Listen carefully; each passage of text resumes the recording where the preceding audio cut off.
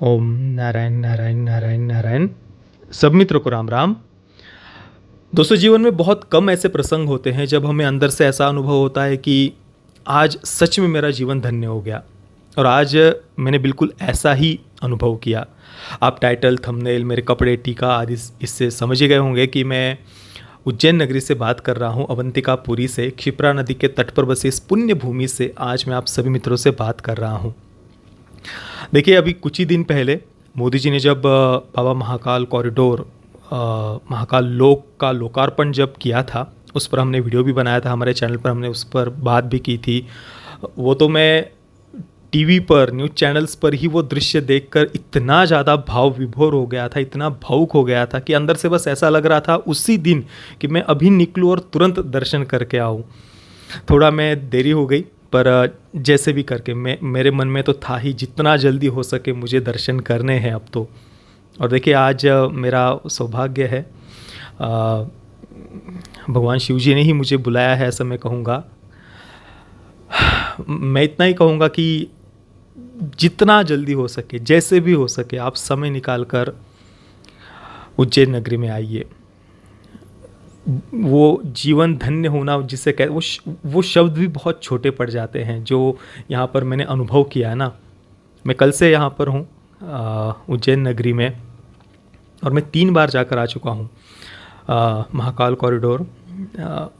वो वातावरण ही ऐसा है, इतना पवित्र, इतना मन को शांति देने वाला, एकदम से हृदय सा भावुक हो जाता है। जब मैंने पहले तो मैं रात को ही पहुंचा था परसों, और रात्रि को ही जब हम जैसे ही उज्जैन नगरी में हम प्रवेश करते हैं ना, इतना सुंदर वो भव्य प्रवेश द्वार बनाया हुआ है, उस पर जिस प्रकार से लाइटिंग की गई है ना, देख कर ही एकदम ऐसा पवित्रता का भाव आता है कि एक पुण्य भूमि में, एक पुण्य नगरी में अंदर हम प्रवेश कर रहे हैं। वो भाव हमारे अंदर एकदम से जग जाता है। और उसके बाद से मंदिर की तरफ जाने के लिए जो एक ओवर ब्रिज है, उसके ऊपर से जब हम जाते हैं तो पूरे उस ब्रिज पर जिस प्रकार से दोनों साइड पर लाइटिंग की गई है ना, वो बहुत बहुत ज़्यादा सुंदर थी। और ब्रिज के ऊपर से जाते हुए जब हम देखते हैं महाकाल लोक का वो सौंदर्य, एकदम से वहाँ गाड़ी रोकने के लिए जगह नहीं है, पर फिर भी वो रुके बगैर रह नहीं पाते हम, इतना सुंदर दृश्य। सच में वो जीवन धन्य होने का अनुभव हम यहाँ पर करते हैं। मैं कल से देख रहा हूँ जितने भी लोग शाम के समय, तो मतलब देखिए अभी ऐसे अभी कोई छुट्टी भी नहीं है, मंगलवार, बुधवार, दीपावली की छुट्टियाँ भी ज़्यादा इतने लंबे समय तक ज़्यादा होती नहीं है, पर फिर भी शाम के समय में 2 दिन से देख रहा हूँ इतनी भीड़। पार्किंग में भी पार्किंग फुल हो गई थी। मंदिर के पास में ही जो एक बहुत भव्य पार्किंग है वो भी फुल हो गई थी, तो पीछे की साइड में मुझे पार्किंग के लिए जाना पड़ा। दूसरे दिन मुझे हालांकि सामने पार्किंग मिल गई थी। तो अभी के समय भी इतनी ज़्यादा भीड़ है। और मंदिर में भी अगर आप जाएंगे ना, तो पूरा वो मंदिर का इतना भव्य जो प्रांगण है, आपने टीवी पर वो देखे होंगे, इतने सुंदर दृश्य। अलग अलग जो पौराणिक कथाएं हैं, शिव पुराण की और अन्य अन्य पुराणों में जो पौराणिक कथाएं आती हैं, उनको जिस प्रकार से चित्रित किया गया है, उनको एक प्रकार से जो जीवित किया गया है हम कह सकते हैं। और रात्रि के समय तो वो और भी बहुत बहुत ज़्यादा सुंदर वो सारे दृश्य लगते हैं। सप्तर्षि वो पूरे बैठे हुए हैं, और पूरा हमारे सनातन संस्कृति का ज्ञान आपको इसके माध्यम से मिलते जाएगा। जैसे जैसे आप आगे जाते जाएंगे और पढ़ते जाएंगे नवग्रहों के बारे में, सप्तर्षियों के बारे में, भगवान शिव जी के जो अलग अलग अवतार हैं, उन सब के बारे में धीरे धीरे धीरे हमें पता चलते जाता है। और ये मतलब जो बातें हम एक प्रकार से भूलते जा रहे थे, आजकल तो ज़्यादा माता पिता, दादा दादी, नाना नानी भी घर में ये सब हमारे जो पौराणिक कथाएं हैं, जो ऐतिहासिक कथाएं हैं, उनको ज़्यादा बताते नहीं हैं। पर जिस प्रकार से आज मंदिर में मैं देख रहा हूँ, छोटे छोटे बच्चे वो अपने माता पिता के साथ आए हुए थे, और वो जो इतने सुंदर दृश्य जब देखते हुए जाते हैं तो वो पूछ रहे थे, वो सब जानने का वो प्रयास कर रहे थे। और सामने भी जब कई सारी बातें तो लिखी हुई ही थी, और जो बारकोड है, हर एक दृश्य के सामने बारकोड लगा हुआ है, उसको स्कैन करते ही उसके बारे में जानकारी, हालांकि कई सारी जगह पर वो अपडेटेड नहीं है।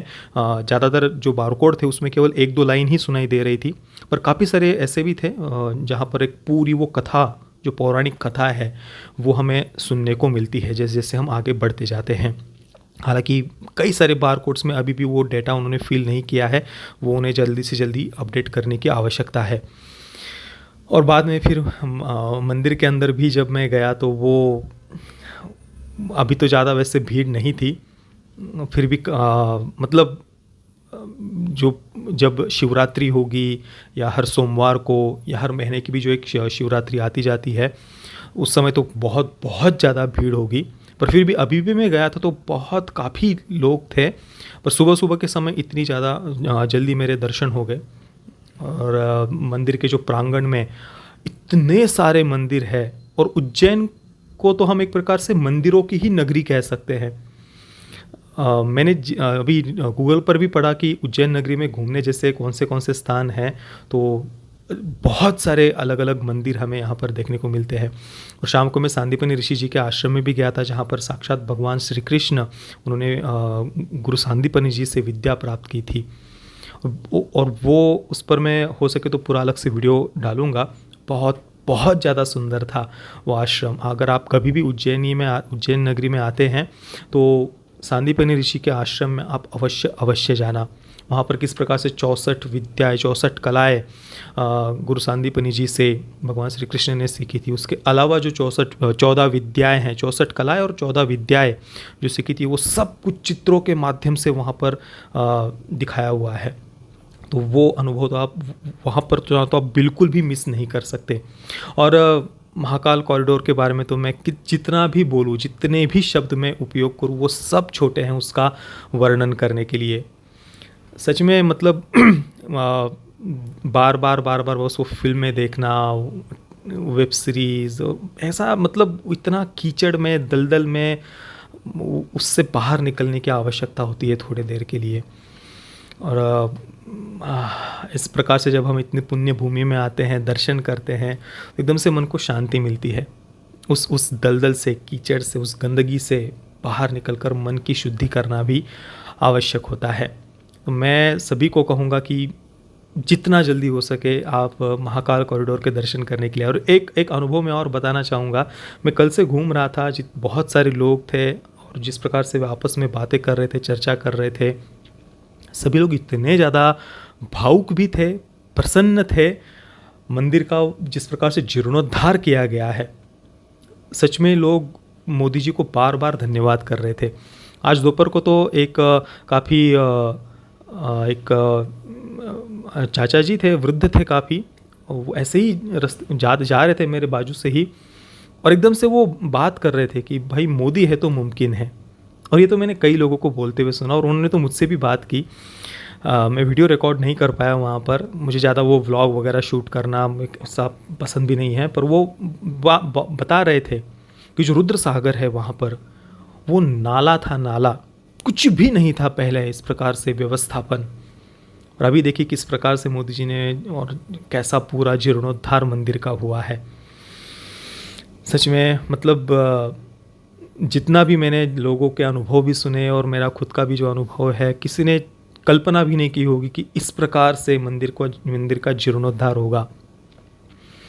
और सच में बहुत ज़्यादा साफ़ सफाई, सुंदरता, जितनी सुंदरता के साथ में जितनी स्वच्छता थी पूरे परिसर में, बहुत बढ़िया व्यवस्था थी। जितने भी सिक्योरिटी गार्ड आदि थे जगह जगह पर, वे बहुत बढ़िया तरीके से लोगों को बता भी रहे थे। काफ़ी अच्छी तरीके से पूरा व्यवस्थापन मुझे मंदिर का लगा। और कोई भी अगर व्यक्ति आता है तो उसको बिल्कुल भी प्रॉब्लम नहीं होगी। आप जैसे ही ओवरब्रिज क्रॉस करेंगे, मंदिर के प्रांगण के बाजू में ही पार्किंग की व्यवस्था है। वो पार्किंग फुल हो जाती है तो साइड से आप गली से थोड़ा सा उसमें से होते हुए जाकर बैक साइड में भी पार्किंग की व्यवस्था की गई है। तो काफ़ी सारी पार्किंग की व्यवस्था भी है।